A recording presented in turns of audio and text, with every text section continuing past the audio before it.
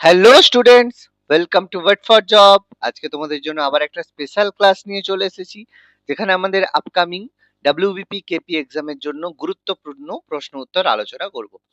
আমাদের চ্যানেলে তোমরা প্রতিদিন ফ্রি ক্লাসেস পেয়ে থাকো, যেগুলো আমাদের চ্যানেল, ফেসবুক চ্যানেল, ইউটিউব চ্যানেলে তোমরা পাও।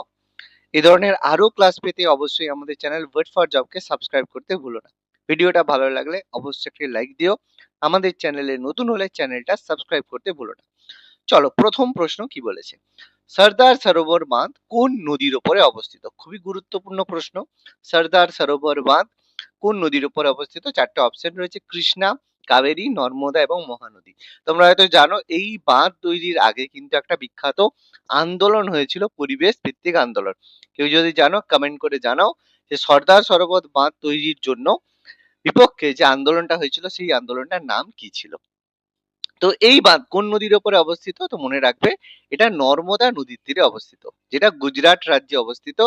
এই নদীর পাশেই রয়েছে বিখ্যাত Statue of Unity, Sardar Vallabhbhai প্যাটেলের স্ট্যাচু। সর্দার বল্লভভাই প্যাটেলকে আয়রন ম্যান অফ ইন্ডিয়া বলা হয়, কারণ ভারত স্বাধীন হওয়ার পরে তার উদ্যোগেই ভারতের যে দেশীয় রাজ্যগুলো ছিল সেগুলোকে একত্রিত করা সম্ভব হয়েছিল।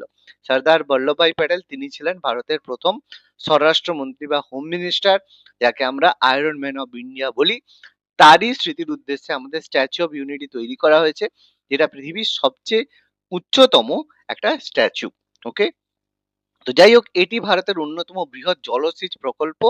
নর্মদা নদীকে মধ্যপ্রদেশের জীবন রেখা বলা হয়, কারণ মধ্যপ্রদেশে বেশিরভাগ ওয়াটার সোর্স কিন্তু নর্মদা নদী, যেটা কিন্তু পশ্চিম বাহিনী নদী, অর্থাৎ মধ্যপ্রদেশ থেকে উৎপন্ন হয়ে গুজরাট রাজ্যের মধ্য দিয়ে গালফ অফ খাম্বাতের মাধ্যমে আরব সাগরে এটা পতিত হয়েছে। খুবই গুরুত্বপূর্ণ প্রশ্ন।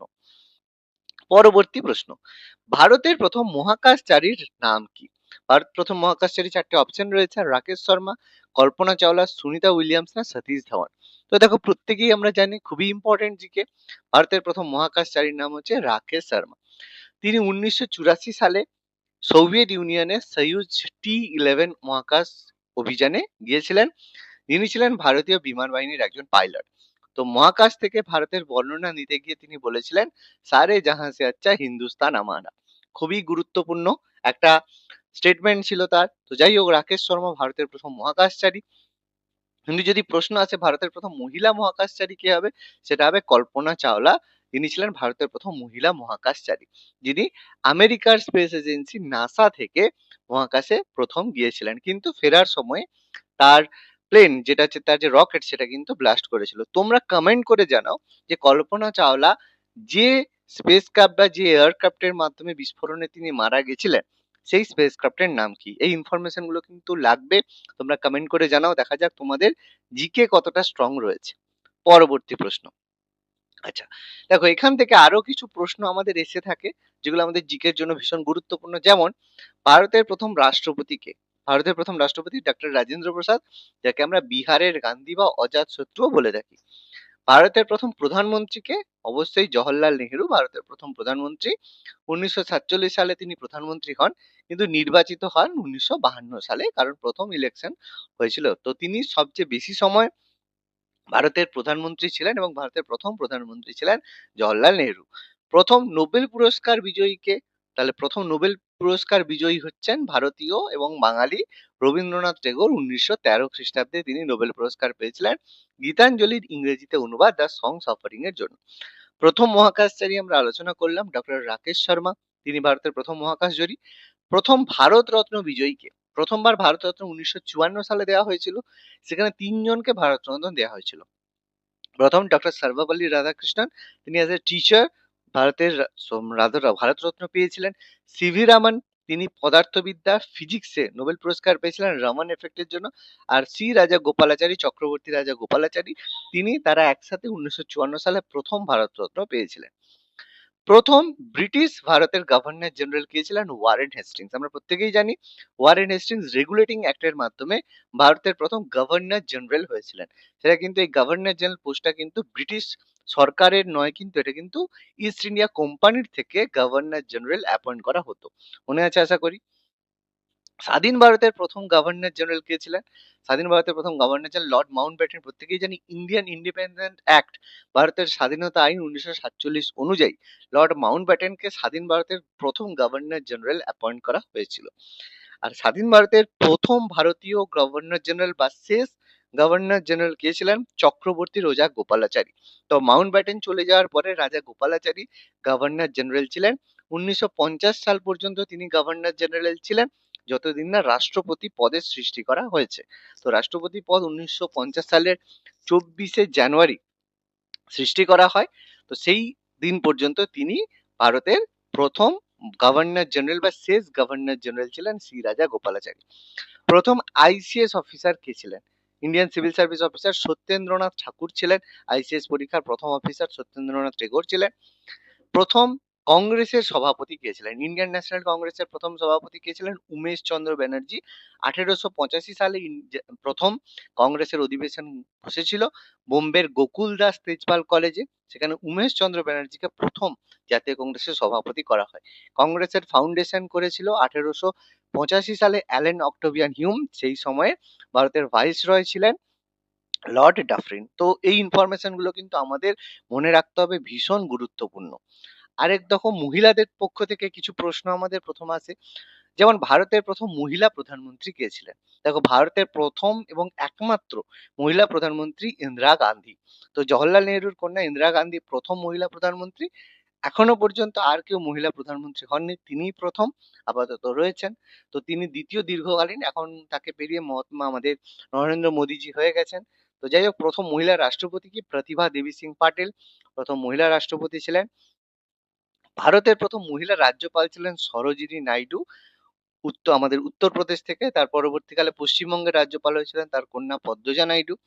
ভারতের প্রথম মহিলা মুখ্যমন্ত্রীকে সুচেতা কৃপালিনী, উত্তরপ্রদেশ থেকে তিনি প্রথম মহিলা মুখ্যমন্ত্রী হন। প্রথম মহিলা আইপিএস ইন্ডিয়ান পুলিশ সার্ভিসে কে জয়েন করেছিলেন? কিরণ বেদী, খুবই গুরুত্বপূর্ণ। প্রথম মহিলা নোবেল বিজয়ীকে? Mother Teresa. 1979-এ তার সেবার জন্য তিনি নোবেল পুরস্কার পেয়েছেন প্রথম মহিলা হিসেবে। মাউন্ট এভারেস্ট জয়ী প্রথম মহিলা তিনি কে? বচেন্দ্রী পাল, ভারত থেকে। বচেন্দ্রী পাল প্রথম মাউন্ট এভারেস্ট জয়ী প্রথম মহিলা। প্রথম মহিলা কংগ্রেসের সভাপতি অ্যানি বেসান্ত, কিন্তু যদি ভারতীয় হিসেবে বলা হয় সরোজিনী নাইডু। এটা একটা অনেক রকম ডাউটফুল প্রশ্ন হতে পারে। অনেকে ভারতীয় হিসেবে অ্যানি বেসান্তকেও কিন্তু ভারতীয় হিসেবে কনসিডার করা হয় বা হতে পারে। কেন? তার কারণ যখন এইগুলো হয়েছিল তখন কিন্তু কোনো ভারতের নাগরিকত্ব আইন বা নাগরিকতা কিন্তু কোনো ব্যাপার ছিল না। তো সেক্ষেত্রে এটা একটা ডাউটফুল প্রশ্ন। বিভিন্ন এক্সামে প্রথম মহিলা কংগ্রেসের সভাপতি সরোজিনী নাইডু করেছে, আবার অনেক জায়গায় ভারতীয় হিসাবেও অ্যানি বেসান্তকে দিয়েছে। তো এটা একটা ডাউটফুল প্রশ্ন। এক্সামের সময় একটু কেয়ারফুলি উত্তর দেবে, যে এক্সামের উত্তর কোনটা নিচ্ছে এটা একটু দেখে নেবে। প্রথম ইংলিশ চ্যানেল জয়ী প্রথম মহিলাকে? আরতি সাহা, ভীষণ ফেমাস। আর সুপ্রিম কোর্টের প্রথম মহিলা বিচারপতি ফাতিমা বিবি। তো এগুলো কিন্তু পরীক্ষায় আসা ভীষণ গুরুত্বপূর্ণ প্রশ্ন, এগুলো কিন্তু আমাদের মাথার মধ্যে রাখতে হবে। ওকে, চলো পরবর্তী প্রশ্ন কি বলেছে। ভারতের উচ্চতম জলপ্রপাত কোনটি? দেখো, ভারতে অনেক জলপ্রপাত রয়েছে, তার মধ্যে সবচেয়ে উচ্চতম জলপ্রপাত কোনটি? চারটে অপশন রয়েছে: ধুঁয়াধার জলপ্রপাত, যোগ জলপ্রপাত, কুঞ্চিকাল না শিব সমুদ্র। তো মনে রাখবে, ভারতের উচ্চতম জলপ্রপাত হচ্ছে কুঞ্চিকাল জলপ্রপাত, যেটা কর্ণাটক রাজ্যের শিমোগো জেলায় অবস্থিত, যেটা বরাহি নদীর উপরে অবস্থিত। এই জলপ্রপাতটা, যে এটি এছাড়া আমাদের যে যোগ জলপ্রপাত রয়েছে, যেটাকে গেরসাপ্পা বলা হয়, সেটা কর্ণাটকের সরাবতী নদীর উপরে অবস্থিত। আর শিব সমুদ্রম জলপ্রপাত ভীষণ ফেমাস, যেটা কাবেরী নদীর উপরে অবস্থিত। তো পরীক্ষায় প্রশ্ন এসে থাকে, এগুলো কিন্তু আমাদের ঠিকঠাক করে করতে হবে। তো ভারতের উচ্চতম জলপ্রপাত কোনটা? এটা হচ্ছে কুঞ্চিকাল জলপ্রপাত। দেখো, আমরা কিছু লিস্ট দিয়েছি যেগুলো আমাদের একটু মনে রাখতে হবে। যেমন কুঞ্চিকাল জলপ্রপাত বরাহি নদীর উপরে অবস্থিত, কর্ণাটক রাজ্যে রয়েছে, যেটা ভারতের উচ্চতম জলপ্রপাত। যোগ বা গেরসপ্পা জলপ্রপাত সরাবতী নদীর উপরে অবস্থিত, এটাও কর্ণাটক রাজ্যে।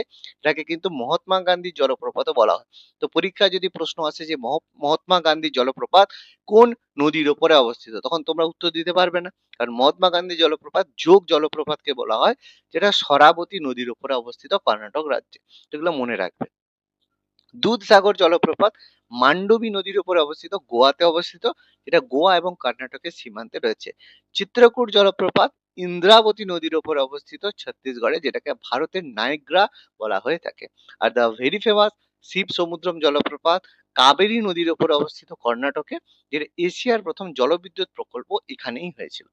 ইম্পর্টেন্ট জলপ্রপাতের লিস্ট দেওয়া রয়েছে, এগুলো কিন্তু আমাদের পড়তে হবে। আচ্ছা, এছাড়া দেখো আরো কিছু আমাদের পড়তে হবে, যেমন হুড্রু জলপ্রপাত সুবর্ণরেখা নদীর উপর অবস্থিত, ঝাড়খণ্ড রাজ্যে রয়েছে। ধোঁয়াধার জলপ্রপাত এক্ষুনি বললাম, নর্মদা নদীর উপরে অবস্থিত, মধ্যপ্রদেশের জব্বলপুরে রয়েছে। কপিলধারা জলপ্রপাত নর্মদা নদীর উপরে অবস্থিত, মধ্যপ্রদেশে রয়েছে।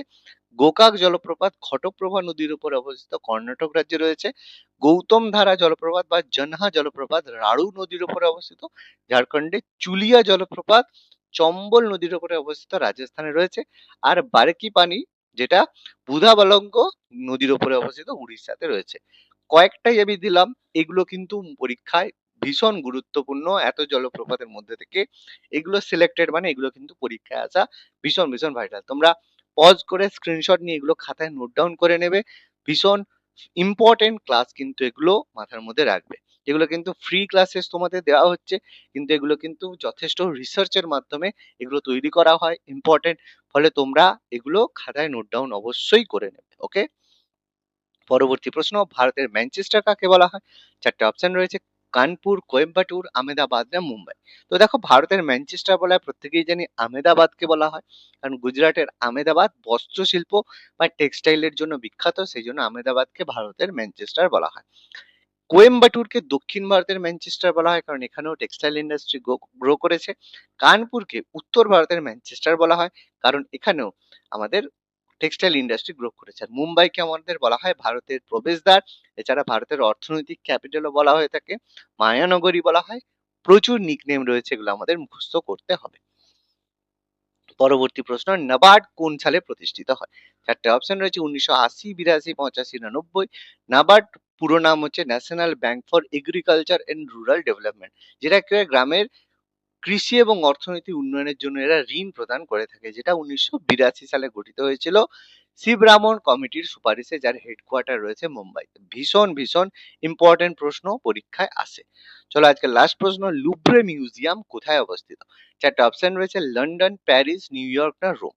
তো মনে রাখবে যে লুভ্রে যে মিউজিয়াম রয়েছে সেটা বিশ্বের বৃহত্তম এবং সর্বাধিক পরিদর্শিত জাদুঘর, যেখানে সবচেয়ে বেশি লোক ঘুরতে যায়, সেটা ফ্রান্সের প্যারিসে অবস্থিত। আর এখানেই সংরক্ষিত রয়েছে বিখ্যাত মোনালিসা পেন্টিং, যেটা লিওনার্দো দা ভিঞ্চির সবচেয়ে মাস্টার পেন্টিং এর মধ্যে অন্যতম। আর ভারতের বৃহত্তম জাদুঘর হচ্ছে ইন্ডিয়ান মিউজিয়াম, যেটা কলকাতায় রয়েছে, আর ব্রিটিশ মিউজিয়াম, যেটা লন্ডনে অবস্থিত। তাহলে আজকের ক্লাসটা কেমন লাগলো তোমরা অবশ্যই কমেন্ট করে জানিও, এবং এই ধরনের যদি আরো ক্লাস পেতে চাও তাহলে অবশ্যই আমাদের চ্যানেল ওয়েট ফর জবকে সাবস্ক্রাইব করতে ভুলো না। ধন্যবাদ।